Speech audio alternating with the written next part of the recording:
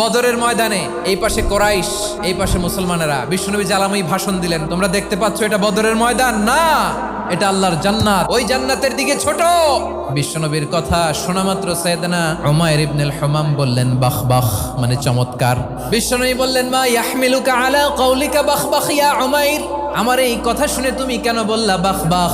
ইয়া রাসূলুল্লাহ, আপনার এই কথা শুনে আমি বড্ড খুশি হয়েছি, আর আমি প্রত্যাশা করছি আমি যদি ওই জান্নাতের মালিক হতে পারি তাহলে কতই না ভালো হতো। সুবহানাল্লাহ বলেন। বিশ্বনবী বললেন উমাইর আনতা মিন আহলিহা, তুমি ওই জান্নাতের অধিবাসী, তুমি জান্নাতি। উমাইর চিন্তা করলেন আমি জান্নাতি, নবীর মুখ দিয়ে যখন বেরোইছে ওই জান্নাতে তো আমার ঢুকতেই হবে, কিন্তু হাতে 3টা খেজুর খেয়ে যদি জেহাদের ময়দানে যাই তাহলে জান্নাতে যেতে তো দেরি হয়ে যাবে। এই চিন্তা আসা মাত্রই খেজুর 3টাকে তিনি ছুঁড়ে মারলেন, তলোয়ার বের করে আল্লাহু আকবার বলে বদরের ময়দানে ঝাঁপিয়ে পড়লেন। আল্লাহর শত্রুদেরকে কচুকাটা করে এক পর্যায়ে শাহাদাতের সুধা পেয়ে নিজেও জান্নাতি হয়ে গেলেন। পড়েন সুবহানাল্লাহ।